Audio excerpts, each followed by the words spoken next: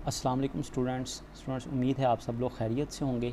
अल्लाह ताला हम सबको अपने हिफ्ज़ व अमान में रखें। बेटा, जो प्रीवियस लेक्चर था उसमें हमने एश्योरेंस की प्रोविजंस पढ़ी थी और एश्योरेंस की टाइप्स पढ़ी थी। हमने 4 टाइप्स ऑफ एश्योरेंस सर्विसेज कहा जी। 4 टाइप्स होती हैं जी एश्योरेंस की: external audit, review engagement, agreed upon procedures and compilation engagements. हम फिर उसके बाद एक्सटर्नल ऑडिट के बारे में डिस्कस करना शुरू हो गए। ISA 200 के मुताबिक कि एक्सटर्नल ऑडिट का मतलब है जी एक ऐसी एंगेजमेंट है, एक ऐसा एग्रीमेंट है जिसमें एनेबल द ऑडिटर, जिसमें आप ऑडिटर को इस काबिल बनाते हैं कि वो आपको फाइनेंशियल स्टेटमेंट के बारे में एक्सप्रेस करता है अपनी ओपिनियन। फाइनेंशियल स्टेटमेंट के हर एस्पेक्ट के बारे में नहीं, सिर्फ मटेरियल एस्पेक्ट्स के बारे में, और फिर बताता है कि आपकी जो फाइनेंशियल स्टेटमेंट्स हैं ये इंटरनेशनल फाइनेंशियल रिपोर्टिंग फ्रेमवर्क के मुताबिक हैं या नहीं हैं।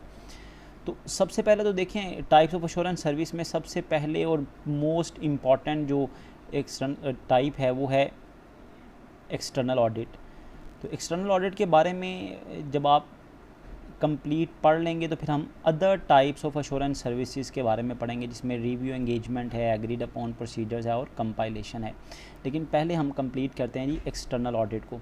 एक्सटर्नल ऑडिट की डेफिनेशन और इसके सारे कंटेंट्स हम पढ़ चुके थे, लेकिन अगर आपको याद हो तो प्रीवियस लेक्चर में बेटा मैंने आपको एक्सटर्नल ऑडिट के बारे में बताया था कि हम एक्सटर्नल ऑडिट की डेफिनेशन पढ़ेंगे, देन हम एक्सटर्नल ऑडिट के प्रोडक्ट्स के बारे में पढ़ेंगे और फिर एक्सटर्नल ऑडिट की लिमिटेशंस पढ़ेंगे।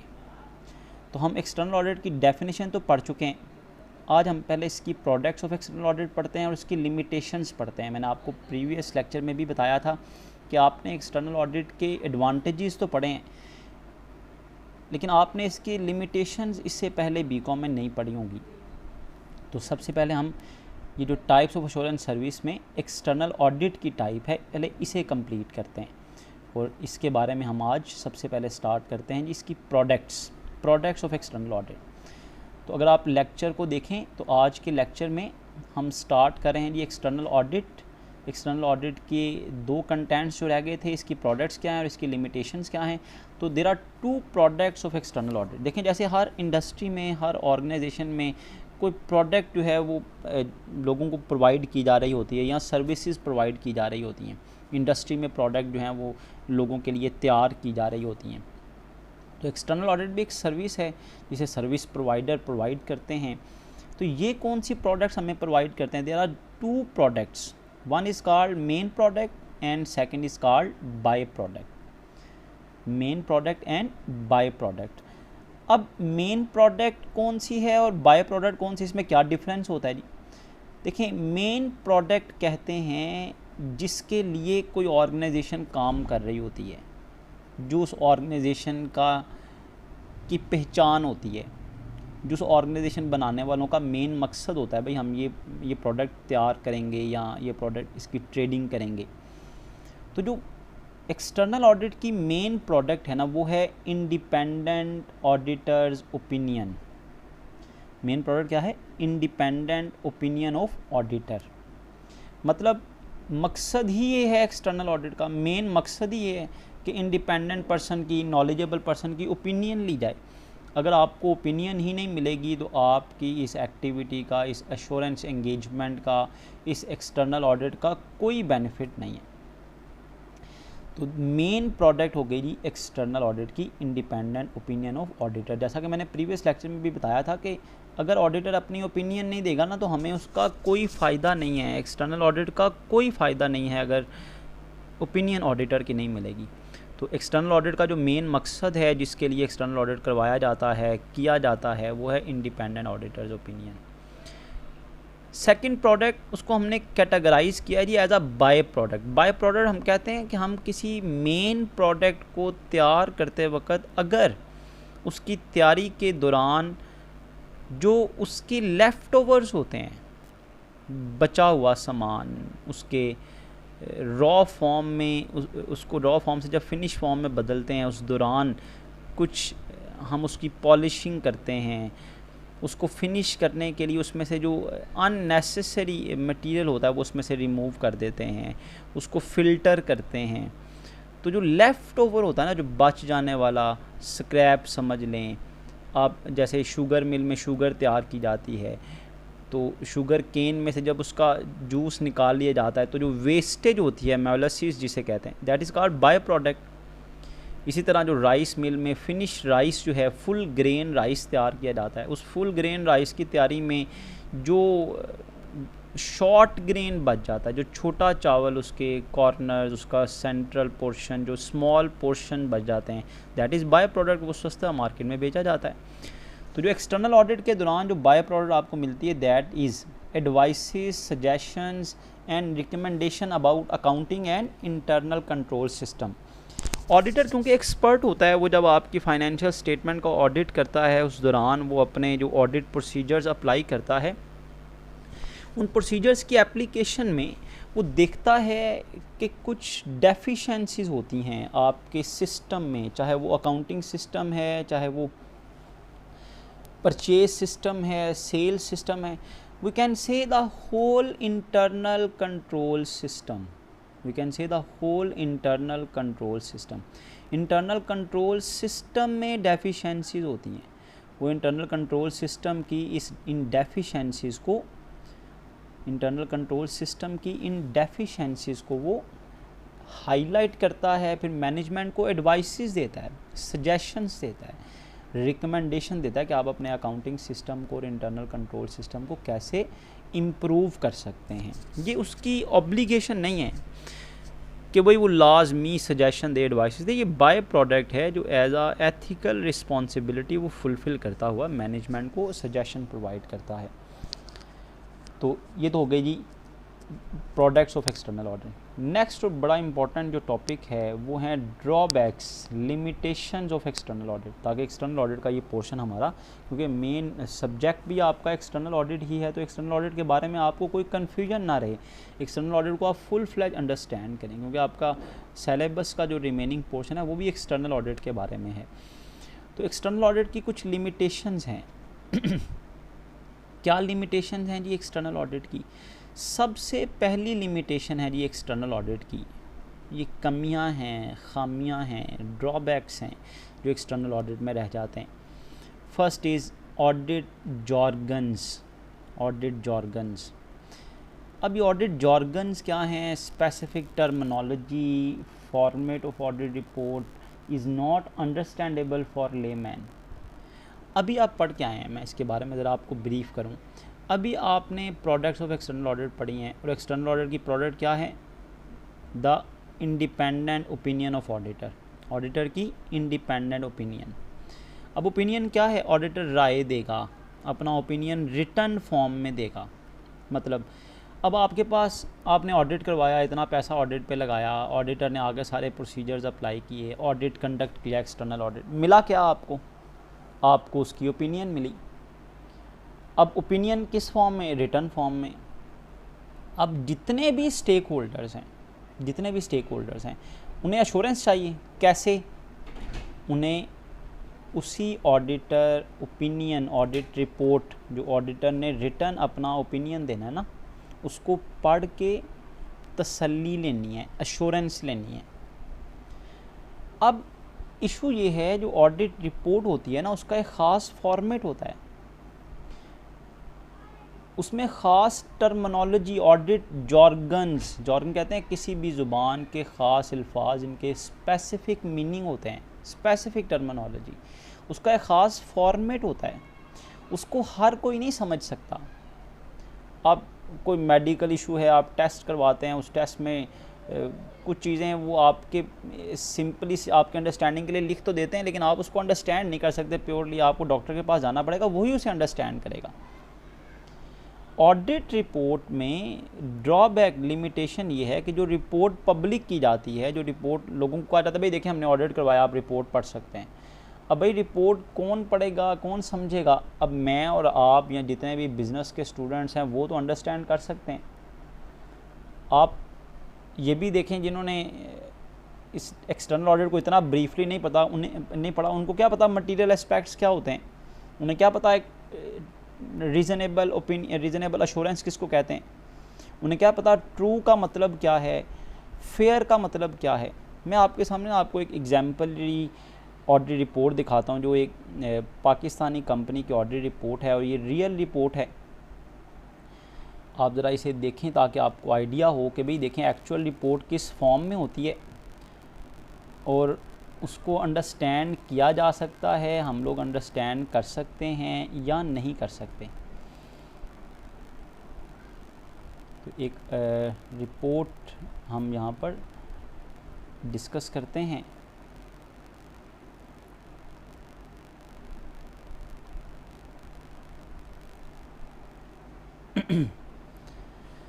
अब उस रिपोर्ट में आप देखिएगा ऑडिटर का ओपिनियन एक ख़ास फॉर्म में होता है। अब वो ख़ास फॉर्म आप नहीं समझ पाएंगे तो क्या करेंगे फिर?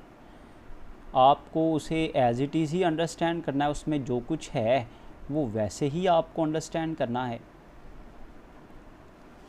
अब अब हर कोई देखें जो स्टेक होल्डर हैं वो सारे के सारे कॉमर्स के स्टूडेंट्स तो नहीं हैं। अब अगर वो कॉमर्स के स्टूडेंट्स नहीं हैं, तो उनको क्या पता फाइनेंशियल स्टेटमेंट्स कौन सी होती हैं। अब फाइनेंशियल स्टेटमेंट तो चलें एक एस्पेक्ट हो गया ना, उन्हें ऑडिट रिपोर्ट के जो बाकी एस्पेक्ट्स हैं उनका भी नहीं पता। तो कैसे वो एश्योरेंस ले लेंगे? उनके लिए एश्योरेंस क्या होगी? उनको कोई आकर जो उनके शोल्डर पर आकर कोई थपकी तो नहीं मारेगा। अगर आप देख सकते हैं तो ये ज़रा देखिएगा, ये असद फ़ौद एक चार्टर्ड अकाउंटेंट है। ये एक्चुअल रिपोर्ट आपको मैं दिखा रहा हूँ कंपनी की, ये इस फॉर्म में होती है।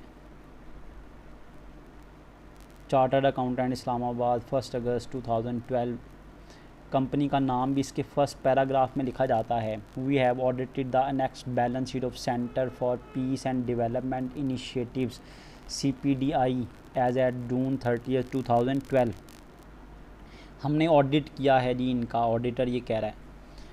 And related income and expenditure account, हमने इनकम एंड एक्सपेंडिचर अकाउंट को ऑडिट किया है। कैश फ्लो स्टेटमेंट को ऑडिट किया है। चेंजेस इन इक्विटी को ऑडिट किया है टुगेदर विद नोट्स, जैसे नोट्स टू द अकाउंट्स मैंने आपको लास्ट क्लास में बताए थे। अब देखें जिन्होंने कॉमर्स नहीं पढ़ी हुई, जिनको अकाउंटिंग का नहीं पता, वो इनकम एंड एक्सपेंडिचर अकाउंट से क्या मीनिंग लेंगे? उन्हें क्या पता कैश फ्लो स्टेटमेंट क्या है, चेंजेस इन इक्विटी क्या है।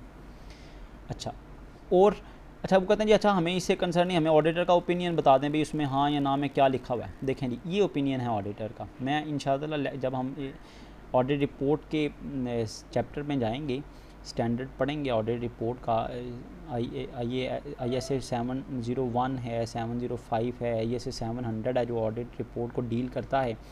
तो आप देखिएगा उसमें हम ये ऑडिट रिपोर्ट जो आपको नज़र आ रही है ना, ये एक्चुअल रिपोर्ट है, 1 पेज की रिपोर्ट है। इसी तरह ही ये आपको मैं सिखाऊंगा भाई आपने ये रिपोर्ट कैसे बनानी है। अब इसमें देखें ऑडिटर का ये ओपिनियन है, in our opinion proper books of accounts have been kept by the company as required by companies ordinance 1984। अब आप जानते हैं कंपनीज एक्ट जो है वो 2007 कंपनीज एक्ट 2017 इम्प्लीमेंट हो रहा है, लेकिन ये क्योंकि कंपनी ये ऑडिट रिपोर्ट 2012 की है तो तब कंपनीज ऑर्डिनेंस 1984 था। अब उसमें क्या लिखा हुआ? In our opinion the balance sheet and income and expenditure account together with notes to the account have been drawn up in conformity with companies ordinance 1984 and in agreement with the books of account. Proper books of account बनी हुई है, income and expenditure account जो है वो बना हुआ है। And further in accordance with the accounting policies consistently applied, accounting policies इस पर कंसिस्टेंटली अप्लाइड की गई हैं। The expenditure incur during the year for the purpose of companies business, the business conducted, investment made and expenditure incur during the year. In our opinion the best of our information according to explanation the balance sheet incomes. उनको क्या पता balance sheet क्या है, cash flow statement, changes in equity together with forming a part thereof confirms with approved accounting standard. उनको क्या पता accounting standards क्या होते हैं और एप्लीकेबल इन पाकिस्तान, जो पाकिस्तान में एप्लीकेबल हैं। In so manner in required to respectively give true and fair view of the state of the companies affairs. ये मैं बेसिकली आपको लाइन बताना चाह रहा था कि यहाँ से पता चल रहा है ना ओपिनियन क्या है। बता रहे हैं जी ट्रू एंड फेयर व्यू है स्टेट ऑफ कंपनीज अफेयर का। अब ट्रू का मतलब क्या पता, फेयर का मतलब उन्हें क्या पता है। अब ये लिखा हुआ जी इन और ओपिनियन नो ज़कात वाज डिडक्टेबल। अब वो ओपिनियन दे रहा है जी ज़कात डिडक्ट नहीं की गई, वो कहेंगे ठीक है अच्छी बात है, ज़कात हम खुद दे देंगे जी, अच्छा फ़ायदा हो गया हमारा। हालांकि ये कंपनी के बारे में नेगेटिव ओपिनियन ऑडिटर का, भाई कंपनी ने ज़कात डिडक्ट नहीं की, जबकि कंपनी का ऑर्डिनेंस जो है वो इन्फोर्स करता है भैया आपने लाजमी ज़कात जो है वो डिडक्ट करनी है और वो जमा करवानी है सेंट्रल ज़कात फंड में।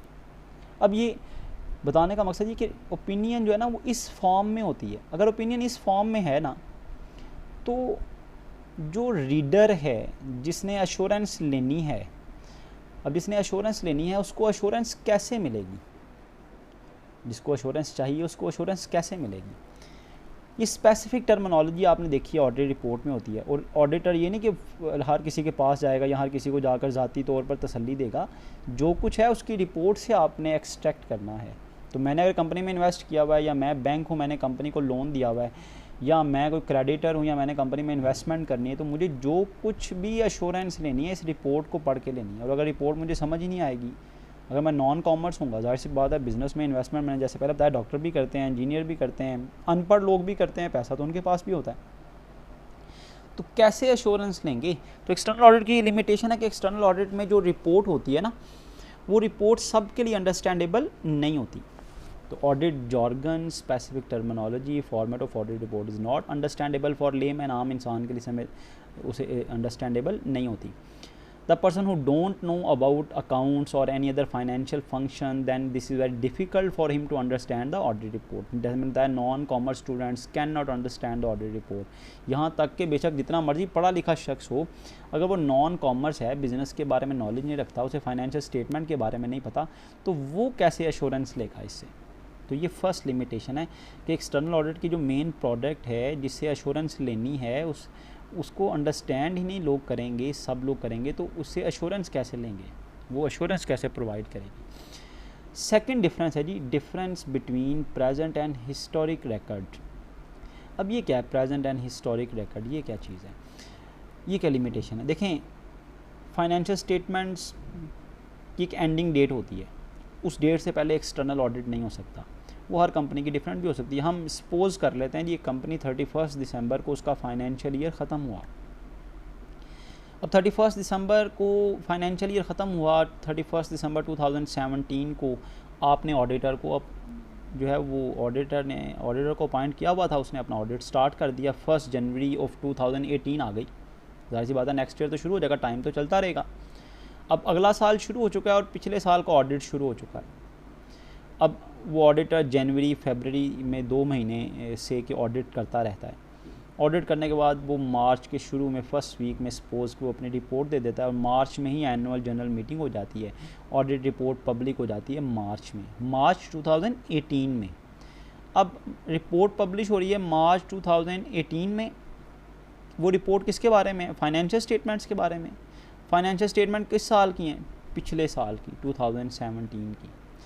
लोगों में, कंपनी की मैनेजमेंट में, क्रेडिटर्स को, बैंक्स को, जितने भी स्टेक होल्डर हैं उनको वो रिपोर्ट कब मिलेगी, मार्च 2018 में। अब वो रिपोर्ट मार्च 2018 में, जबकि उसमें जो अश्योरेंस दी गई है वो किसके बारे में, पिछले साल के बारे में। अब वो अगर इस रिपोर्ट के बेस पर फैसले करें, दैट डिसीजंस में इफ़ेक्ट्स, उन पर इन्फ्लुएंस होगा, इफ़ेक्ट होगा, क्या फ़र्क पड़ेगा जो उन पर। देखें वो ओपिनियन है प्रीवियस ईयर के बारे में, और इन प्रीवियस ईयर को गुजरे हुए 3 महीने हो चुके हैं, जनवरी फरवरी मार्च। तो इन 3 महीनों में चेंज आ सकता है, इन 3 महीनों में कंपनी की जो फाइनेंशियल पोजीशन है वो चेंज हो सकती है, कंपनी के लोन की अमाउंट बढ़ सकती है, कंपनी के लिक्विडिटी पोजीशन वीक हो सकती है, कंपनी पर कोई लिटिगेशन फाइल हो सकता है, मतलब कंपनी हो सकता है गोइंग कंसर्न से फेलियर कंसर्न हो गई हो। तो there are some restrictions, there are some differences between present and historic record, not always but up to some extent we can say कि ये डिफरेंस रहता है। अब डिफरेंस है तो आपने जब उसकी बेस पर फैसले करने हैं, डिसीजन करने हैं, तो आपके डिसीजंस रॉन्ग हो सकते हैं। तो दैट इज़ लिमिटेशन, कि ऐसा नहीं हो सकता कि आपको रिपोर्ट जो है वो करंट सिचुएशन के बारे में ही मिल जाए। आपको रिपोर्ट के लिए जाहिर सी बात है कि प्रीवियस जो ईयर के बारे में जो रिपोर्ट है उस पर रिलाई करके अपने डिसीजंस करने होते हैं। ये सेकंड जो है वो लिमिटेशन थी। थर्ड लिमिटेशन है जी रिस्क असेसमेंट। रिस्क असेसमेंट कहते हैं रिस्क को असेस करना कि रिस्क है, नहीं है, ज़्यादा है या कम है। अब इशू क्या है, मसला क्या है? जैसा हमने प्रीवियस लेक्चर में भी डिस्कस किया था कि ऑडिटर के पास इतना टाइम नहीं है, इतने रिसोर्सेज नहीं हैं कि वो ईच एंड एवरी ट्रांजैक्शन को चेक करे, ईच एंड एवरी स्टेटमेंट को चेक करे, उसके लिए ये पॉसिबल नहीं है। अब जब ईच एंड एवरी स्टेटमेंट को चेक नहीं करना तो फिर कुछ को चेक करना है और कुछ को छोड़ देना है। सैम्पलिंग भी करनी है, अभी हम पढ़ेंगे सैम्पलिंग के बारे में भी।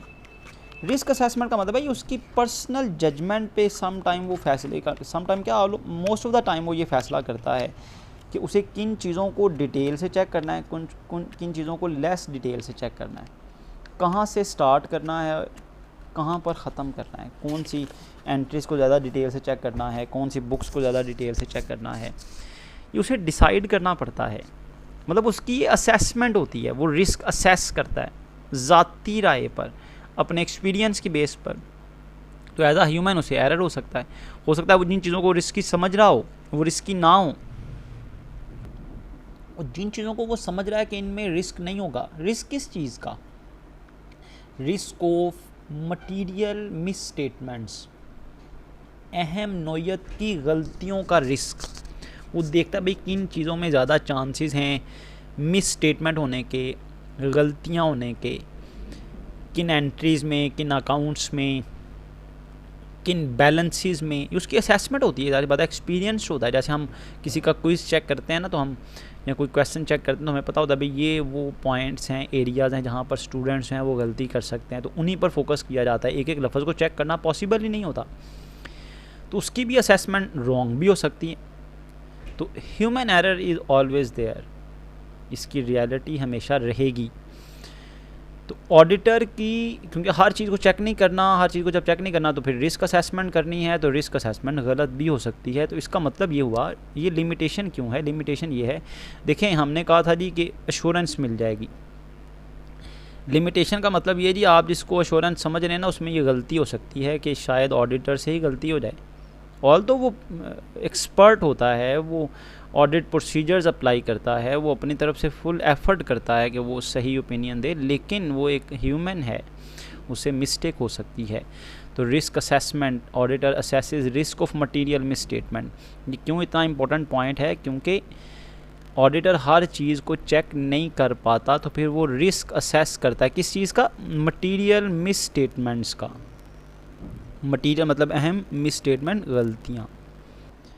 And start from more risky area because it is not possible to check complete books of accounts, क्योंकि उसके लिए मुमकिन नहीं होता कि वो कंप्लीट बुक्स ऑफ अकाउंट्स को चेक करे। तो वो स्टार्ट करता है फ्रॉम मोर रिस्की एरियाज़। जैसे मैंने पहले बताया, ये लिमिटेशन इस हवाले से है कि मुमकिन है वो जिन चीज़ों को रिस्की समझ रहा हो कि इनमें एरर्स और फ्रॉड हो सकते हैं, इनमें मिस स्टेटमेंट हो सकती है, मैनिपुलेशन, चेंज किया गया हो सकता है उसमें ना हो, और जिनको वो समझ रहा है ठीक हैं शायद उनमें जो है वो मिस्टेक्स हों, मिस स्टेटमेंट्स हों। तो ये 3 लिमिटेशन हमने पढ़ ली। नेक्स्ट लिमिटेशन है auditor opinion is subjective not objective. अब इसका मतलब देखें क्या है। अच्छा देखिए, आप लोग पेपर अटैम्प्ट करते हैं, कुछ ऑब्जेक्टिव पेपर होते हैं जिनके MCQs टाइप हैं, ट्रू फॉल्स हैं, फिलिंग दी ब्लैंक्स हैं, और बाकी सब्जेक्टिव पेपर होता है। ऑब्जेक्टिव पेपर सबका एक जैसा होना ज़रूरी है। जो टीचर ने असेसमेंट करनी है, वो जो आपको क्राइटेरिया बताया गया उसके मुताबिक जो चीज़ ट्रू है वो ट्रू है, जो फॉल्स है वो फॉल्स है। जिस ब्लैंक में कोई वर्ड आना है तो वही आना है। कोई MCQ है तो उसमें जो ऑप्शन करेक्ट है वही सिर्फ करेक्ट है। ऑब्जेक्टिव ओपिनियन तो सबका एक जैसा हो सकता है, लेकिन सब्जेक्टिव क्वेश्चन अटैम्प्ट करना वो सब बच्चे अपने अपने कैपेसिटी के मुताबिक करते हैं, जैसे उनकी असेसमेंट हो, जैसे उनकी अंडरस्टैंडिंग हो। कुछ ज़्यादा लेंथी लिखते हैं, कुछ कम लेंथी लिखते हैं। अब सब हर किसी की वर्डिंग अपनी अपनी होती है। कुछ सिर्फ जो उन्हें नोट्स दिए जाते हैं, बुक्स दी जाती हैं, उसके मुताबिक लिख देते हैं। ऑडिटर ओपिनियन जो है ना वो सब्जेक्टिव होता है, ऑब्जेक्टिव नहीं होता। तो अभी जैसे मैंने आपको ओपिनियन पढ़ाया था ऑडिटर का, आपने उसमें देखा कि वो जो ओपिनियन है वो नैरेटिव फॉर्म में, सब्जेक्टिव फॉर्म में, कोई ऐसा ओपिनियन नहीं कि आपको येस और नो की शक्ल में मिल जाए, गुड और बैड की शक्ल में मिल जाए, या कोई फिलिंग दी ब्लैंक हो, आपके जी बस ये वाली ब्लैंक, ये वाला वर्ड आ जाएगा तो ठीक होगा, ये वर्ड नहीं होगा तो गलत हो जाएगी, या कोई ऑप्शन हो जी हम कहेंगे ये वाली ऑप्शन पे क्लिक किया होगा तो उसकी ओपिनियन ठीक होगी, या हमें उससे एश्योरेंस मिल जाएगी, या अगर ये वाली ऑप्शन की होगी तो हमें एश्योरेंस जो है वो नहीं मिलेगी। तो सब्जेक्टिव ओपिनियन होता है, ऑब्जेक्टिव टाइप ओपिनियन नहीं है। जैसे आप देखा पूरा एक पेज पे उसकी नरेशन नैरेटिव फॉर्म में उसने अपनी राय का इजहार किया। अब उसकी राय को कौन पॉजिटिव लेता है, किसी को ज़्यादा एश्योरेंस मिल जाती है, कोई उसे कम एश्योरेंस लेता है, हो सकता है वो जैसे मैंने अभी आपको एग्जांपल बताई कि उसमें लिखा हुआ था जी ओपिनियन में कि there is no deduction of zakat, तो आप समझे भाई अच्छी बात है ज़कात डिडक्ट नहीं की, हम खुद जो है वो पे करेंगे, जबकि ये मैंने बताया कि आपको के रूल्स के मुताबिक ये नेगेटिव ओपिनियन है, ये एक बुरा इमेज है कंपनी के बारे में कि कंपनी ने ज़कात जो है वो डिडक्ट। तो सब्जेक्टिव ओपिनियन में have different perceptions for different user, her user उससे अपनी परसेप्शन लेता है। जैसे मैंने अभी बताया कि कुछ को ज़्यादा एश्योरेंस मिल जाती है, कुछ पॉजिटिव ले लेते हैं, कुछ नेगेटिव ले लेते हैं, तो ये एक उसकी लिमिटेशन है। नेक्स्ट लिमिटेशन है जी सैम्पलिंग। सैम्पलिंग जैसे मैंने पहले बताया था, हम इसको डेफिनेशन में भी डिस्कस कर चुके हैं मटीरियलिटी लेवल के पॉइंट ऑफ व्यू से, कि ऑडिटर सिर्फ मटीरियल आइटम्स को चेक करता है एक्सटर्नल ऑडिट में, वो उसके लिए हर आइटम को चेक करना पॉसिबल नहीं होता। एक और एंगल से इसका मतलब है सैम्पलिंग, कि वो 100 ट्रांजैक्शंस में से 10 को चेक करता है। 50 अकाउंट्स, एक अकाउंट, हर अकाउंट है ना, हर अकाउंट में फॉर एग्जांपल 50 ट्रांजैक्शंस हैं, वो 50 एक हर ट्रांजैक्शन को चेक नहीं कर सकता, वो हर अकाउंट में से 2 4 5 6 ट्रांजैक्शंस को चेक करता है। Remaining are considered as check. Research में भी देखें ये टूल अप्लाई किया जाता है कि आप अपनी सारी पॉपुलेशन से डाटा नहीं ले सकते, तो आपको पॉपुलेशन का सब सेट जो है वो चूज़ करना पड़ता है, फिर उसी से आप डाटा लेते हैं। यही वो वजह है सैम्पलिंग, क्योंकि हर आइटम को चेक नहीं किया जाता, हर अकाउंट को चेक नहीं किया जाता, हर ट्रांजैक्शन को चेक नहीं किया जाता। यही वो वजह है जिसकी वजह से हम कहते हैं जी एब्सोल्यूट एश्योरेंस नहीं होगी। एक्सटर्नल ऑडिट के बारे में हमने प्रीवियस लेक्चर में पढ़ा था कि एब्सोल्यूट एश्योरेंस नहीं है, रीजनेबल एश्योरेंस है। That's why absolute assurance is not possible. Auditor check only material item but not each and every item of financial statement, therefore errors are possible. इस वजह से एरर जो है वो पॉसिबल। यहाँ पे एरर्स आर पॉसिबल का मतलब यहाँ पर ये है कि वो जो ओपिनियन है वो ओपिनियन में एरर्स हो सकते हैं। तो हमने जैसे पढ़ा था कि भाई रीज़नेबल एश्योरेंस का मतलब है जहाँ पर एक्सेप्टेबल मार्जिन ऑफ एरर होगा, रीज़नेबल मार्जिन ऑफ एरर होगा, तो वो इसी वजह से, क्योंकि हर ट्रांजैक्शन को चेक नहीं किया जाता। लेकिन इसका मतलब ये नहीं है कि आपके लिए सब कुछ गलत होगा, मतलब मोस्टली चीज़ें जो हैं वो ठीक होंगी, रीज़नेबल लेवल होगा। भाई इतना जो लेवल है ना वो चांसेस हैं एरर्स के, जैसे 95% ठीक है, 90% ठीक है, 10% तो एरर्स के चांसेस हैं ना। लास्ट पॉइंट है जी auditor opinion is based on auditor judgement not on conclusive evidence. अच्छा, ये ऑडिटर जजमेंट और कंक्लूसिव एविडेंस किसको कहते हैं? मतलब ऑडिटर का जो ओपिनियन है ना वो कंक्लूसिव एविडेंस नहीं होता। कंक्लूसिव एविडेंस हम कहते हैं कि कुछ चीज़ों के बारे में श्योर होता है। कंक्लूसिव एविडेंस कंफर्म होता है भाई ऐसा ही होगा। जैसे आप पानी में सॉल्ट मिक्स करें, शुगर मिक्स करें, कंक्लूसिव एविडेंस है, पता है भाई पानी में सॉल्ट मिक्स करेंगे तो नमकीन हो जाएगा, चीनी मिक्स करेंगे, शुगर मिक्स करेंगे तो मीठा हो जाएगा। लेकिन आपको लेबॉर्ट्री से कोई केमिकल उठा के दे दिया जाए, भाई ये पकड़ें और इसको पानी में डालें, आपको नहीं पता उससे क्या बनेगा। इसका मतलब वो क्या हुआ, वो अंदाज़ा है शायद ये होगा, शायद ये होगा। तो ऑडिटर ओपिनियन में तो ऑडिटर्स की जजमेंट होती है, उसके पास कोई ऐसा टूल, कोई ऐसा केमिकल नहीं होता कि उसने वो अप्लाई किया और उसने आपको कंक्लूसिव एविडेंस दे दिया। भाई ऑडिटर अपनी जजमेंट, अपनी राय देता है, और जो जजमेंट है उसमें ह्यूमन एरर का एलिमेंट जो है वो शामिल होता है। There is may be human error because of auditor's judgement. Auditor judgement होने की वजह से उसमें ह्यूमन एरर जो है वो लाई करते हैं। तो ये हमने 6 जो है वो लिमिटेशंस डिस्कस की हैं जी एक्सटर्नल ऑडिट की, कि ऑडिट जॉर्गन्स की वजह से ऑडिट रिपोर्ट जो है वो अंडरस्टैंडेबल नहीं होती, तो फिर एश्योरेंस कैसे मिलेगी। ऑडिट रिपोर्ट जो है वो प्रीवियस रिकॉर्ड के बारे में होती है, तो प्रेजेंटली अगर आपने उसकी बेस पर फैसला करना है तो आपका फ़ैसला गलत हो सकता है। ऑडिट में फिर रिस्क असेसमेंट होती है, ईच एंड एवरी आइटम को चेक नहीं किया जाता। ऑडिटर असेस करता है कि फाइनेंशियल स्टेटमेंट्स में से किन चीज़ों को ज़्यादा डिटेल से चेक करना है, किन को इग्नोर कर देना है, किन आइटम्स को लेस डिटेल से चेक करना है। ये उसकी असेसमेंट है, उसकी असेसमेंट भी गलत हो सकती है, उसमें भी चांसेस हैं।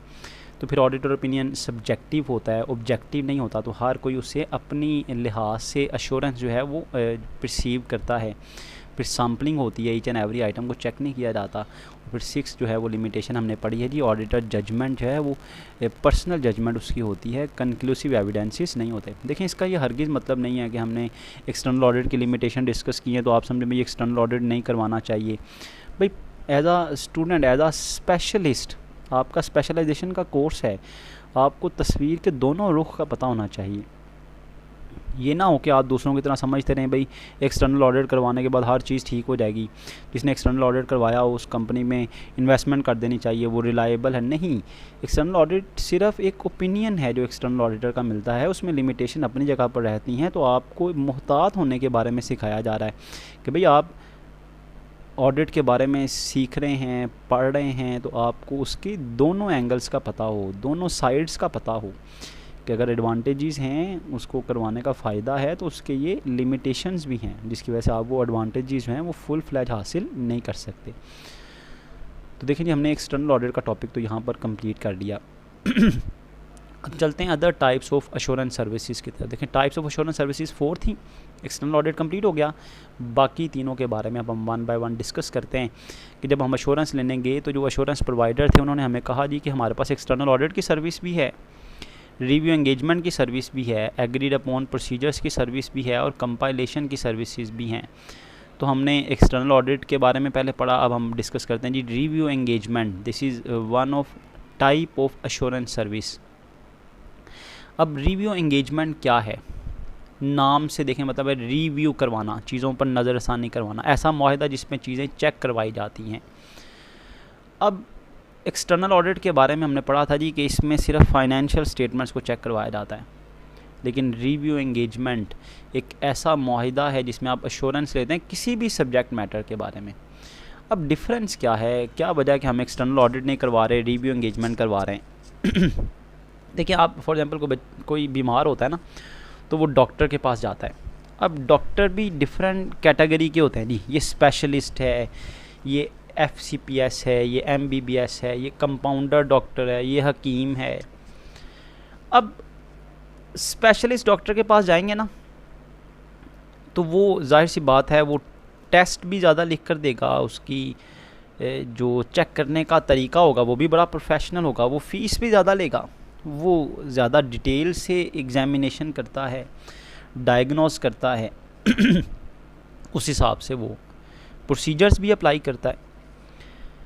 अब अगर आप स्पेशलिस्ट के पास नहीं जा सकते या आप समझते हैं भाई इसकी ज़रूरत नहीं है, इशू जो है वो लाइट सा है, मेरी कंपनी छोटी सी है, मेरा बिज़नेस छोटा सा है, इतने प्रोसीजर्स, इतना जो है कॉम्प्लिकेटेड प्रोसीजर अप्लाई करवाने की ज़रूरत नहीं है, अश्योरेंस हमें किसी लोकल किसी जो जनरल फिजिशियन है, MBBS है सिंपली, उसके पास जाने से भी हमें एश्योरेंस मिल जाएगी, राय मिल जाएगी, वो फ़ीस भी कम लेगा, वो ज़्यादा टेस्ट करवाने को भी नहीं कहेगा, ज़्यादा डिटेल चेकिंग भी नहीं होगी। इसी तरह कंपनीज बिजनेसेस सोचते हैं भाई हमारे लिए कौन सी प्रोडक्ट सूटेबल है, हमें एक्सटर्नल ऑडिट करवाना चाहिए या रिव्यू एंगेजमेंट करवा लेनी चाहिए, depending upon their situation, depending upon their business, depending upon their subject matter, कि वो सब्जेक्ट मैटर किस कैटेगरी का है, जिनके उसमें कितनी कम्प्लेक्सिटीज़ हैं। अब अगर आप इतनी डिटेल टेस्टिंग नहीं करवाना चाहते, आप इतनी ज़्यादा कॉस्ट बियर नहीं कर सकते, या आपका सिस्टम जो है, आपकी ऑर्गेनाइजेशन इतनी सिस्टमैटिक नहीं है, आपने प्रॉपर रिकॉर्ड नहीं बनाए हुए, तो आपको फिर एक्सटर्नल ऑडिट करवाने की ज़रूरत नहीं है, फिर आपको ये रिव्यू एंगेजमेंट करवानी चाहिए। रिव्यू एंगेजमेंट में और एक्सटर्नल ऑडिट में क्या डिफरेंस है, ज़रा ध्यान से समझिएगा। The objective of review engagement is to enable the auditor to state whether on the basis of procedures. अब जाहिर सी बात है ये जो प्रोसीजर्स हैं रिव्यू एंगेजमेंट के, ये एक्सटर्नल ऑडिट एग्जैक्टली वैसे तो नहीं है, अगर वैसे ही होते तो ये एक्सटर्नल ऑडिट की सर्विस होती।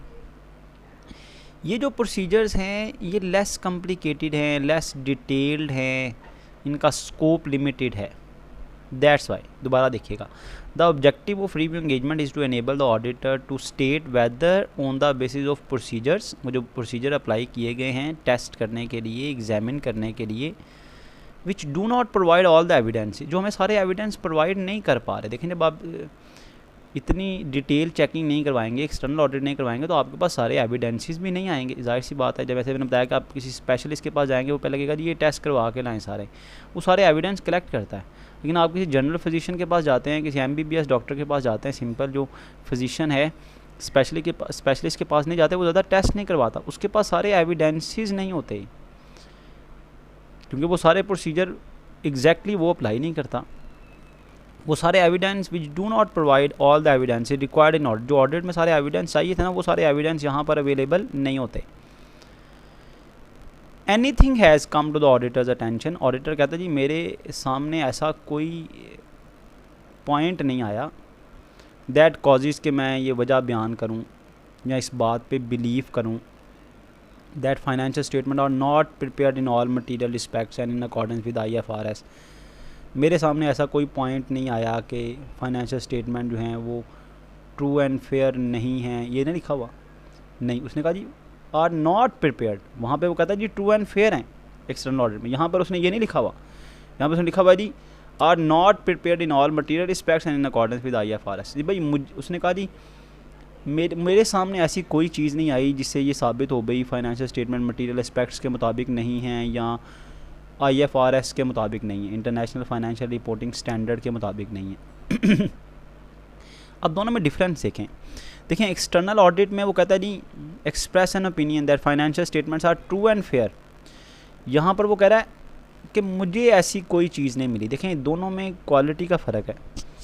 आप किसी को फॉर एग्जांपल कोई चीज़ मिसप्लेस हो जाती है, आप उसे बेचते हैं, भाई उस रूम में जाओ, उस रूम के सारे कैबिनेट्स को चेक करो, सारे ड्रॉर्स को चेक करो, वो मिसप्लेस जो चीज़ है ना उसको ढूंढ कर लाओ। वो आकर आपको ओपिनियन देता है। वो अगर कहता है जी मैंने हर कैबिनेट चेक कर लिया, हर ड्रॉर चेक कर लिया, मुझे वो चीज़ नहीं मिली, वहाँ पर वो चीज़ नहीं है, अब क्या लेवल है एश्योरेंस का। एक दूसरे शख्स को आप बेचते हैं, वो भी चेक करके आता है और चेक करके आगे कहता है जी मैंने अपनी तरफ से पूरी कोशिश की है, मुझे ऐसी कोई चीज़ नहीं मिली जिसे पता चले जी वो चीज़ वहाँ पर है। अब दोनों के एश्योरेंस देने में फ़र्क है। एक स्पेशलिस्ट डॉक्टर वो कहता है जी मैंने सारे टेस्ट करवा लिए, आपको कोई प्रॉब्लम नहीं है। दूसरा कहता है जी मेरा ख्याल है, जो आप जनरल फिजिशियन के पास जाते हैं, वो कहता है जी मेरा ख्याल है आप ये मेडिसिन खाएं, आपको ऐसा कोई मसला नहीं होगा। दोबारा सुनिएगा, मतलब आप स्पेशलिस्ट के पास जाते हैं तो वो ओपिनियन क्या देता है जी कि जी मैंने आपके सारे टेस्ट करवाए हैं, आपको किसी किस्म की कोई प्रॉब्लम नहीं है on the basis of these test. लेकिन अगर आप किसी जनरल फिजिशियन के पास जाते हैं तो वो क्या कहता है जी आप ये मेडिसिन खाएं, मेरा ख्याल है ये मसला है, मुझे नहीं लगता कि आपको ये इशू है। अब कहाँ से एश्योरेंस ज़्यादा मिली? अंडरस्टूड सी बात है, वो जो स्पेशलिस्ट था जिसने कहा जी मैंने आपके सारे टेस्ट करवाए हैं, टेस्ट सारे ठीक हैं, आपको कोई मसला नहीं है। तो रिव्यू एंगेजमेंट में एश्योरेंस उस तरह की नहीं मिलती। ऑडिटर का ओपिनियन देने का अंदाज बदल जाता है। उसमें वो कहता है जी मेरे मुताबिक, एक्सटर्नल ऑडिट में वो कहता है जी मेरे मुताबिक सारी फाइनेंशियल स्टेटमेंट जो हैं वो ट्रू एंड फेयर हैं, financial statements true and fair हैं, मटीरियल रिस्पेक्ट्स के हवाले से हैं और IFRS के मुताबिक है। यहाँ पर वो क्या कह रहा है, nothing have come to my knowledge, मेरे नॉलेज में ऐसी कोई चीज़ें नहीं आई, मेरी अटेंशन में ऐसी कोई चीज़ नहीं आई जिससे मैं ये कहूँ कि फाइनेंशियल स्टेटमेंट जो है वो मटीरियल रिस्पेक्ट्स के मुताबिक नहीं है या IFRS के मुताबिक नहीं है। वजह क्या है, उसने सारी डिटेल चेकिंग नहीं की, उसने ज़्यादा उसका जो स्कोप था, जो प्रोसीजर्स थे वो सारे उसने अप्लाई नहीं किए, क्योंकि आपने उसे रिक्वायर किया था भाई मुझे रिव्यू एंगेजमेंट चाहिए। अब जब रिव्यू, जैसे प्रोडक्ट आप परचेज़ करने जाते हैं मार्केट से, उसकी क्वालिटी होता है, वो कहता है जी इस क्वालिटी की लेनी है, इस ब्रांड की लेनी है, इसमें फ़ीचर ज़्यादा हैं, ये फॉर एग्जांपल $1000 की है, इसे लो क्वालिटी के लिए लें, इसमें ये वाला फीचर नहीं है, ये $800 की है। प्रोडक्ट की अपनी क्वालिटी होते, तो ये सेकंड प्रोडक्ट है रिव्यू एंगेजमेंट, जिसका स्टैंडर्ड, जिसका जो म्यार है वो एक्सटर्नल ऑडिट जैसा नहीं है। अब इसका मतलब ये नहीं कि इसका फ़ायदा नहीं है। देखें, हर बिज़नेस टू बिज़नेस वेरी करता है ना, आपको कौन सी प्रोडक्ट सूट करती है। हो सकता है आपका बिज़नेस इतना कॉम्प्लिकेटेड ना हो, आपको एक्सटर्नल ऑडिट की ज़रूरत ही ना हो, आप कहें जी रिव्यू एंगेजमेंट से ही आपका गुजारा हो जाएगा। फॉर एग्जांपल आप जो है वो फ़ैन परचेज़ करने जाते हैं, वो जो फ़ैन है वो रिमोट वाला भी है, बगैर रिमोट के भी है। आप समझते हैं भाई मुझे ज़रूरत नहीं है रिमोट की, मैं उठ के फ़ैन चला सकता हूँ, बंद कर सकता हूँ, तो आप वो वाला बगैर रिमोट के फ़ैन परचेज़ कर लेंगे। या आप समझते हैं भाई नहीं, मुझे रिमोट वाला फ़ैन ही चाहिए, आप समझते हैं जी मुझसे बार बार उठ के चलाया नहीं जाएगा, या वो जो स्विच है वो बोर्ड जो है वो दूर है, तो मुझे रिमोट चाहिए जी, मैं रिमोट से फ़ैन ऑन ऑफ़ करूँगा, तो आप रिमोट वाला फ़ैन ऑन ऑफ, जैसी बात उसकी प्राइस ज़्यादा होगी। तो इसी तरह ये प्रोडक्ट है जी review engagement. In review engagement the practitioner charge less fees, provide less assurance and degree of testing is also less. Test करने की, चीज़ों को चेक करने की जो डिग्री है वो भी कम होती है। देन एक्सटर्नल ऑडिट से लेस होती है। In review engagement procedures are same. देखें, डॉक्टर है ना, उसका चेक करने का तरीका तो वही होगा ना, ये तो नहीं कि उसके क्लिनिक में किसी और तरह का इन्वायरमेंट होगा, कोई तरखान के जो वर्कशॉप है उसकी तरह का इन्वायरमेंट होगा, या लोहार की वर्कशॉप है उसकी तरह का इन्वायरमेंट होगा, या वैसे वो टेस्ट करेगा। नहीं, प्रोसीजर्स तो सेम होंगे इन एक्सटर्नल ऑडिट, लेकिन but limited in scope. Review engagement में प्रोसीजर तो सेम होंगे, लेकिन उनका स्कोप लिमिटेड होगा, उतनी डिटेल चेकिंग नहीं होगी। तो that is called review engagement. Review engagement के बारे में देखें, इसमें जो ओपिनियन है ना वो इस कैटेगरी का होता है। पहले भी मैं इसके बारे में बता चुका हूँ। ओपिनियन देता भी nothing have come to my knowledge which indicates that financial statements are not true and fair. मतलब मेरे नज़दीक ऐसी कोई बात नहीं है कि मैं कहूँ कि financial statement true and fair नहीं है। मतलब यही है कि financial statement true and fair है, लेकिन कहने का अंदाज़ डिफरेंट है, कॉन्फिडेंस लेवल डिफरेंट है, क्योंकि उसने डिटेल चेकिंग नहीं की। वो कैसे कह सकता है भाई everything is true and fair. तो फॉर्म ऑफ ओपिनियन है ना, ओपिनियन की जो शक्ल है वो इस तरह की होती है। दैट्स वाई हमें वो लेवल, वो पढ़ के वो एश्योरेंस का म्यार नहीं मिलता, वो क्वालिटी नहीं मिलती। इन रिव्यू एंगेजमेंट नेगेटिव एश्योरेंस होती है। अभी आपने पढ़ा था एक्सटर्नल ऑडिट में, वहाँ पर रीजनेबल एश्योरेंस है, यहाँ पर नेगेटिव एश्योरेंस है। नेगेटिव एश्योरेंस को हम मॉडरेट एश्योरेंस भी कहते हैं। मॉडरेट या नेगेटिव का मतलब ये नहीं है कि किसी चीज़ का वापस हो जाना, जैसे अमाउंट होती है ना प्लस और माइनस, ये वो नहीं। नेगेटिव का मतलब है कम एश्योरेंस है, कोई चीज़ वापस नहीं लेगा कि वो एश्योरेंस देने की बजाय एश्योरेंस आपसे वापस ले ले। Means less intensity of practitioners confidence. Practitioner का जो कॉन्फिडेंस लेवल होता है ना वो कम होता है। प्रैक्टिशनर का कॉन्फिडेंस लेवल यहाँ पर कम होता है, उस कॉन्फिडेंस से नहीं ओपिनियन दे रहा होता। बड़ा इंपॉर्टेंट पॉइंट है जी, subject matter in review engagement is of any kind. देखें, हमने एक्सटर्नल ऑडिट में पढ़ा था कि एक्सटर्नल ऑडिट जो है उसमें सिर्फ फाइनेंशियल मैटर्स के बारे में ओपिनियन दी जाती है। इससे पहले अगर याद हो तो एश्योरेंस प्रोविजन हमने पढ़ी थी, उसमें हमने कहा था जी एश्योरेंस में क्या होता है जी, एश्योरेंस आप ले सकते हैं 4 तरह के सब्जेक्ट मैटर के बारे में। एक सब्जेक्ट मैटर था जी फाइनेंशियल, एक नॉन फाइनेंशियल, प्रोसेसेस और बिहेवियर। जब हमने एक्सटर्नल ऑडिट के बारे में पढ़ा तो हमने कहा जी एक्सटर्नल ऑडिट में सिर्फ और सिर्फ जो सब्जेक्ट मैटर है ना वो फाइनेंशियल होता है, जबकि रिव्यू एंगेजमेंट में जो सब्जेक्ट मैटर है वो फाइनेंशियल भी हो सकता है, नॉन फाइनेंशियल भी हो सकता है, प्रोसेसेस भी हो सकते हैं और बिहेवियर भी हो सकता है। किसी भी चीज़ के बारे में आप इन सब्जेक्ट मैटर में से किसी भी चीज़ के बारे में आप जो है वो रिव्यू करवा सकते हैं, ओपिनियन ले सकते हैं। नेक्स्ट पॉइंट है जी, it is not statutory requirement. देखें, एक्सटर्नल ऑडिट जो है वो कंपनीज़ एक्ट 2017, जो इससे पहले कंपनीज ऑर्डिनेंस 1984 था, या हर कंट्री के अपने रेगुलेशन होते हैं, उनके मुताबिक कंपनीज़ के लिए ऑडिट करवाना लाजमी होता है, जिसको हम आप लोग जानते हैं स्टैट्यूटरी ऑडिट कहते हैं। स्टैट्यूटरी लाजमी करवाना, वो सिर्फ ऑडिट ऐसी एश्योरेंस एंगेजमेंट है जो स्टैट्यूटरी होती है। 4 तरह की एश्योरेंस एंगेजमेंट होगी ना, एक्सटर्नल ऑडिट, रिव्यू एंगेजमेंट जैसे आप पढ़ रहे हैं, इसके बाद हम एग्रीड अपॉन प्रोसीजर्स पर जा रहे हैं, फिर हमने कंपाइलेशन एंगेजमेंट पढ़नी है। भाई वो सब ये 4 स्टेट जो हैं वो एश्योरेंस एंगेजमेंट्स तो हैं, लेकिन जो कंपनीज़ पर लाजमी होती है ना एश्योरेंस एंगेजमेंट, वो सिर्फ एक्सटर्नल ऑडिट है। रिव्यू एंगेजमेंट करवाना ये स्टैट्यूटरी रिक्वायरमेंट नहीं है, ऑप्शनल है। कुछ कंपनीज़ करवाना चाहें तो करवा लें, नहीं करवाना तो ना करवाएं। लेकिन जो जिन कंपनीज़ के लिए ऑडिट करवाना लाजमी होगा उन्हें फिर एक्सटर्नल ऑडिट ही करवाना पड़ेगा। वो रिमेनिंग जो 3 टाइप्स हैं वो ऑप्ट नहीं कर सकते। जैसे पहले भी डिस्कस किया, नेक्स्ट पॉइंट है जी लेस कॉस्ट होती है, क्योंकि प्रैक्टिशनर जो है वो जो एश्योरेंस प्रोवाइड करने वाला वो लेस फीस चार्ज करता है। रिव्यू एंगेजमेंट की एक बड़ी इंपॉर्टेंट एग्जांपल है, जैसे इंटरनल ऑडिट करवाया जाता है ना, इंटरनल ऑडिट रिव्यूज़ करवाए जाते हैं, आप उसमें रिव्यू करवाते हैं अपनी स्टेटमेंट्स को, अपने सिस्टम को। इस तरह रिव्यू एंगेजमेंट में जो है वो इंटरनल ऑडिट में आपको ओपिनियन मिल जाता है, एक नेगेटिव एश्योरेंस, एक मॉडरेट एश्योरेंस मिल जाती है। तो ये एग्जाम्पल है रिव्यू एंगेजमेंट की। तो 2 तरह की एश्योरेंस एंगेजमेंट देखें जी, हमने डिस्कस कर ली, एक external audit external audit and review engagement. Next की तरफ मूव करते हैं जी। नेक्स्ट टाइप है जी agreed upon procedures. Agreed upon procedures ये भी एश्योरेंस की एक टाइप है। जब आप, मैंने बताया कि जब किसी शॉप पर जाते हैं, कोई चीज़ परचेज़ करने जाते हैं, उसको आप कहते हैं भाई मुझे अभी, तो उसने कहा जी पहले एक्सटर्नल ऑडिट भी अवेलेबल है, रिव्यू एंगेजमेंट भी अवेलेबल है, आप चाहें तो आप एग्रीड अपॉन प्रोसीजर्स की ये एंगेजमेंट भी परचेज़ कर सकते हैं। अब एग्रीड अपॉन प्रोसीजर्स क्या है, ये 3rd टाइप है एश्योरेंस सर्विस की। एग्रीड अपॉन प्रोसीजर्स क्या होते हैं, मैं इसकी छोटी सी एग्जांपल आपको समझा दूँ। देखें, फॉर एग्जांपल आप लोग क्विज़ देते हैं, वो क्विज़ मैं चेक करता हूँ।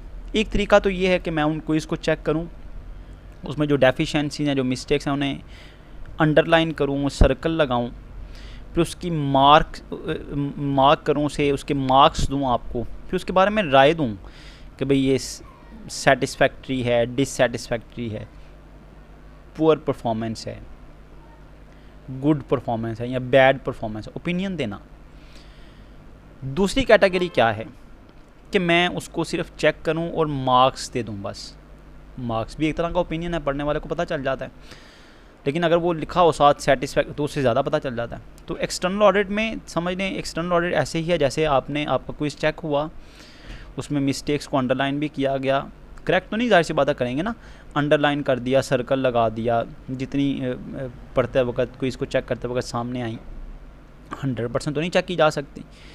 तो एक्सटर्नल ऑडिट समझ लें ऐसे ही है जैसे मैंने किसी क्विज़ को चेक किया, उसके मिस्टेक्स को अंडरलाइन किया, उसके मार्क्स दिए और साथ अपनी ओपिनियन दी कि आपका जो क्विज़ है वो सेटिस्फैक्ट्री है, वेरी सेटिस्फैक्ट्री है, डिससेटिस्फैक्ट्री है, पुअर है, बैड है, पास हैं, फेल है, किसी भी किस्म का ओपिनियन।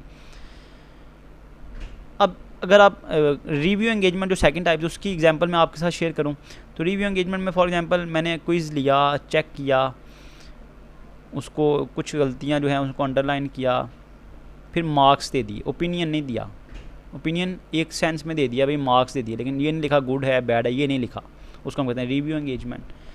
एग्रीड अपॉन प्रोसीजर्स क्या है? एग्रीड अपॉन प्रोसीजर समझ लें, मैंने आपका क्विज़ लिया, उसे चेक किया, जो मिस्टेक्स थी उन्हें अंडरलाइन कर दिया या सर्कल लगा दिया, ना मार्क्स दिए ना राय दी, ना बताया भाई 10 आउट ऑफ 10 इतने मार्क्स हैं, ना ये बताया कि ये गुड है, बैड है, सेटिस्फैक्ट्री है, डिससेटिस्फैक्ट्री है। सिर्फ क्या किया, मिस्टेक्स को, मिस स्टेटमेंट्स को, मैनिपुलेशन को, मशकूक चीज़ों को हाईलाइट कर दिया, अंडरलाइन कर दिया, सर्कल लगा दिया, क्रॉस लगा दिया। इसी तरह ये एग्रीड अपॉन प्रोसीजर है। अब ये तीसरी कैटेगरी है। प्रैक्टिशनर क्या करता है, ओनली फैक्चुअल फाइंडिंग्स प्रोवाइड करता है, सिर्फ फैक्ट्स बताता है, मिस स्टेटमेंट्स बताता है, गलतियां हाईलाइट करता है, did not give any sort of opinion, लेकिन अपना ओपिनियन नहीं देता, वो इस काबिल ही नहीं होता। अब ये हमारे तीसरी कैटेगरी का डॉक्टर है। जैसे सबसे पहले स्पेशलिस्ट था, उसके बाद जनरल फिजिशियन MBBS हो गया, अब आ जाएंगे कंपाउंडर के पास। कंपाउंडर के पास आप जाएंगे ना, तो उसकी जो वो जिस पेज पर आपको प्रिस्क्रिप्शन मेडिसिन लिख के देता है ना, उस पर उसका नाम भी नहीं लिखा होता, वो छुप कर काम कर रहा होता है एक तरह से। ये मतलब इसका मतलब ये नहीं कि एग्रीड अपॉन प्रोसीजर जो कर रहे होते हैं वो छुप के कर रहे होते हैं, मतलब उस लेवल का काम नहीं है ना। तो ये प्रैक्टिशनर क्या करता है, किसी किस्म का ओपिनियन नहीं दे सकता, क्योंकि वो एक्सपर्ट ही नहीं है, उसका ओपिनियन मैटर ही नहीं करता, उसका ओपिनियन जो है वो कहीं पर चैलेंजेबल होता है, उसका ओपिनियन जो है वो कहीं पर एक्सेप्ट ही नहीं होता। हाँ, वीरा और पीटर की स्टोरी में या किसी कोई बिजनेसमैन चाहे तो एग्रीड अपॉन प्रोसीजर करवा ले, उसे कम से कम उसे बिजनेस के बारे में फैक्चुअल फाइंडिंग्स का पता चल जाता है, मिस स्टेटमेंट्स का, मैनिपुलेशंस का पता चल जाता है। लेकिन इसका मतलब ये नहीं है कि वो जो है वो उसका ओपिनियन बड़ा इंपॉर्टेंट हो गया, या वो समझ लें कि हमने कहा जी उसको करवाने के बाद आपकी फाइनेंशियल स्टेटमेंट करेक्ट हो जाएंगी। कम से कम कुछ ना कुछ अश्योरेंस मिलेगी, फैक्चुअल फाइंडिंग्स का पता चल जाता है।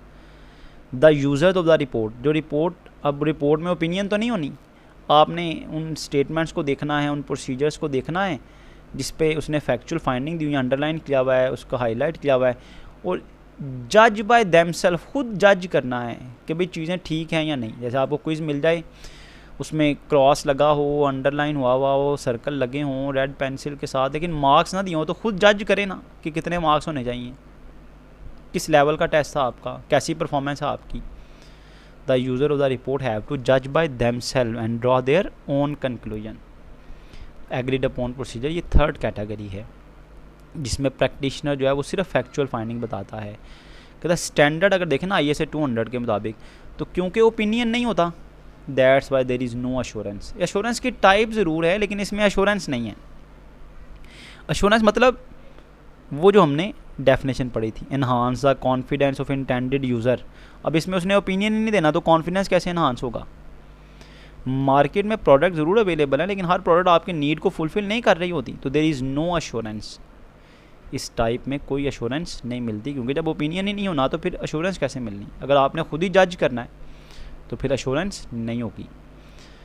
Give report on factual finding, सिर्फ ये फैक्चुअल फाइंडिंग बताता है। सब्जेक्ट मैटर जो है वो एग्रीड अपॉन प्रोसीजर में ये भी किसी भी किस्म का हो सकता है, फाइनेंशियल भी, नॉन फाइनेंशियल भी, प्रोसेसेस भी, बिहेवियर भी। मतलब आप जो है वो चेक करवा सकते हैं, फैक्चुअल फाइंडिंग हासिल कर सकते हैं फाइनेंशियल मैटर्स के बारे में भी, नॉन फाइनेंशियल मैटर के बारे में, प्रोसेसेस भी के बारे में भी, कि प्रोसेसेस वैसे ही हैं जैसे थे, जैसे बनाए गए थे, internal control system, behaviour, rules and regulation की कहाँ कहाँ वायलेंस हो रही है, बस वो अंडरलाइन करता है कि यहाँ यहाँ वायलेंस हो रही है। ओपिनियन नहीं देता कि भाई ठीक है, नहीं ठीक, ट्रू है, फेयर है, नहीं है, ओपिनियन नहीं देता। ओनली हाईलाइट डेफिशिएंसी, सिर्फ ये खामियां बताता है। नॉट गिव रिटर्न ओपिनियन, इसमें कोई रिटर्न ओपिनियन नहीं होती। तो ये थर्ड कैटेगरी थी एश्योरेंस एंगेजमेंट की। फोर्थ और लास्ट कैटेगरी है जी कंपाइलेशन एंगेजमेंट। देखिए जी, हम थ्री जो एश्योरेंस एंगेजमेंट की टाइप्स हैं वो पढ़ चुके हैं।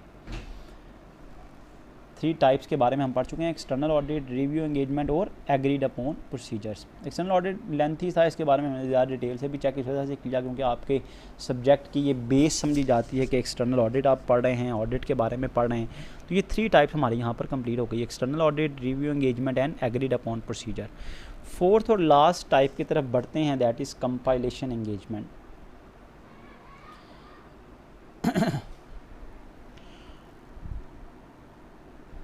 कंपाइलेशन एंगेजमेंट क्या है? ये फोर्थ टाइप है जी एश्योरेंस एंगेजमेंट की। कंपाइल करना कहते हैं इकट्ठा करना, जोड़ना चीज़ों को।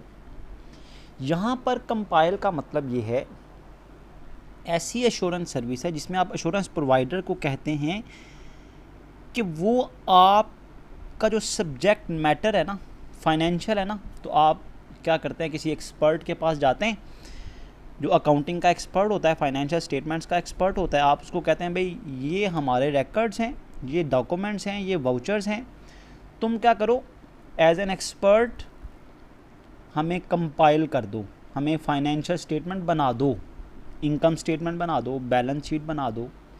पीटर क्या करता है, सारे डॉक्यूमेंट, सारे वाउचर, सारे बिल्स जो हैं, सारे एक्सपेंडिचर्स के जो बिल्स हैं, सारी परचेज़ की जो रिसीट्स हैं, सेल्स इनवाइसेस हैं, सारे इलेक्ट्रिसिटी बिल के जो वाउचर हैं वो लेकर चला जाता है किसके पास, किसी एक्सपर्ट अकाउंटेंट के पास से, किसी चार्टर्ड अकाउंटेंट के पास चला जाता है। उसे कहता है भाई हम आपको इतनी फ़ीस देते हैं, हमें ना ये फाइनेंशियल स्टेटमेंट्स बना दो, ज़रा इनकम स्टेटमेंट बना दो, मुझे प्रॉफिट का पता चल जाए, बैलेंस शीट बना दो, हमें कंपनी की फाइनेंशियल पोजीशन का पता चल जाए, इसी तरह कैश फ्लो स्टेटमेंट। होता क्या है कि आप कंपाइल करवाते हैं अपने फाइनेंशियल स्टेटमेंट किसी एक्सपर्ट से। अब एक्सपर्ट से बनवा लेने से इतनी तसल्ली कम से कम मिल जाती है कि ये जो रिज़ल्ट है ना फाइनेंशियल स्टेटमेंट्स के, ये किस हद तक ठीक थे, या इस बात पे यकीन कि भाई इसे एक्सपर्ट ने बनाया तो ठीक होंगे। इन कंबाइनेशन एंगेजमेंट क्या होता है, प्रैक्टिशनर इज़ एंगेज। जो प्रैक्टिशनर है ना वो क्या करता है, वो रिकॉर्डिंग करता है, क्लासीफाइंग करता है, समराइजिंग और इंटरप्रेटिंग द रिजल्ट्स। जो एक अकाउंटेंट काम करता है ना, रिकॉर्ड करना फाइनेंशियल ट्रांजैक्शन को, फिर उनको लेजर्स में क्लासीफाई करना, फिर समराइज़ करना, ट्रायल बैलेंस बनाना, फिर रिज़ल्ट्स निकालना। रिज़ल्ट्स निकालने का मतलब है इनकम स्टेटमेंट बनाना, प्रॉफिट एंड लॉस स्टेटमेंट बनाना।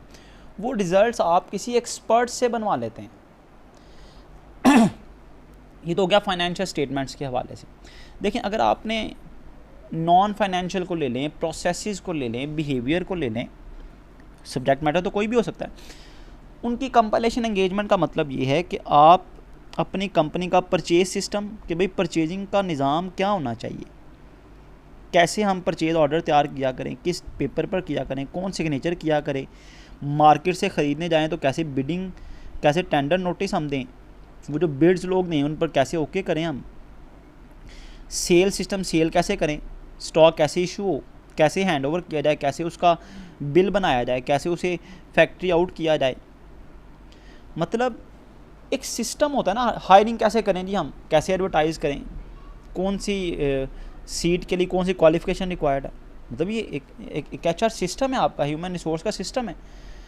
तो आप कंपाइलेशन एंगेजमेंट भी किसी से भी करवा सकते हैं, किसी भी सब्जेक्ट मैटर के हवाले से करवा सकते हैं, आप फाइनेंशियल स्टेटमेंट्स के हवाले से करवा सकते हैं, आप किसी कंसल्टेंट के पास, किसी स्पेशलिस्ट के पास जाकर उससे अपना इंटरनल कंट्रोल सिस्टम डिज़ाइन करवा सकते हैं, उससे रूल्स एंड रेगुलेशंस के बारे में पूछ सकते हैं कि भाई हमें फूड डिपार्टमेंट ने कवानीन बताएं, हमें बताएं हम इस पर अमल कैसे करें, हमें तरीक़ाकार बताएं, हमें परचेज सिस्टम बताएं, सेल सिस्टम बताएं, क्वालिटी को कैसे कंट्रोल करें, ये हमें बताएं। तो कंपाइलेशन एंगेजमेंट का मतलब ये है कि आप क्या करते हैं, मैं दोबारा आपको ब्रीफ करता हूँ। In compilation engagement the practitioner is engage in recording, classifying, summarising and interpreting the results of financial information और ट्रांजैक्शन। या आप क्या करते हैं, कैन डिज़ाइन, या वो प्रैक्टिशनर क्या करता है, आपके लिए डिज़ाइन करता है, बनाता है internal control system of business, आपके लिए बिज़नेस सिस्टम बनाता है, purchase system, sale system, quality control. तो कंपाइलेशन बेसिकली क्या है, जैसे मैंने पहले बताया कि ये नहीं कि आपने एक सिस्टम अप्लाई किया हुआ है, आप सारा साल उस पर इम्प्लीमेंट होते उसको करते रहे हैं, उसको अप्लाई आपने सारा साल उस पर अमल करते रहे हैं और अब आप साल के बाद उसको चेक करवा रहे हैं। ये नहीं है, आप किसी एक्सपर्ट से कंपाइल करवाएं, वो सिस्टम बनवाएं, वो फाइनेंशियल है, वो नॉन फाइनेंशियल है, वो प्रोसेसेस हैं, वो बिहेवियर हैं, आप वो एक्सपर्ट से बनवाएं और फिर उस पर अमल करें। इससे कम से कम ये तसल्ली हो जाती है कि भाई हमने किसी एक्सपर्ट के बनाए हुए फाइनेंशियल स्टेटमेंट्स के रिज़ल्ट्स को देखा है, वो रिज़ल्ट्स की ऑथेंटिसिटी, उन रिज़ल्ट्स पर आपका एतमाद ज़्यादा होता है। अब इसमें भी जाहिर सी बात है, वो जो एश्योरेंस प्रोवाइडर है ना, वो सिर्फ आपको स्टेटमेंट बना कर देगा, उन स्टेटमेंट्स के बारे में अपनी ओपिनियन नहीं देगा, कोई रिटर्न ओपिनियन। जैसे हमें आपको भी फाइनेंशियल स्टेटमेंट दिखाई थी अभी एक कंपनी की, ऑडिट रिपोर्ट दिखाई थी, वैसे की कोई रिपोर्ट नहीं बना कर देता, वो सिर्फ आपको एक सिस्टम बना कर देता कि भाई इस तरह कर लें आप। In this type of assurance service there is also no assurance, इसमें भी कोई एश्योरेंस नहीं है, क्योंकि रिटर्न कोई ओपिनियन नहीं होता जिसमें कहा जाए कि भाई ये स्टेटमेंट ठीक है, ट्रू एंड फेयर हैं, रिकॉर्ड जो हैं वो ठीक हैं, कंसिस्टेंट हैं, वैलिड हैं, कोई मिस स्टेटमेंट नहीं है, ऐसी कोई ओपिनियन नहीं दी जाती। नॉट प्रोवाइड एनी रिपोर्ट, इसमें भी कोई रिपोर्ट नहीं है। सब्जेक्ट मैटर जैसे मैंने बताया कि आप किसी से भी अपनी फाइनेंशियल स्टेटमेंट बनवा सकते हैं, नॉन फाइनेंशियल क्वालिटी के बारे में, प्रोसेसेस के बारे में, बिहेवियर के बारे में आप किसी से भी गाइडेंस ले सकते हैं, किसी से भी कंसल्टेशन ले सकते हैं।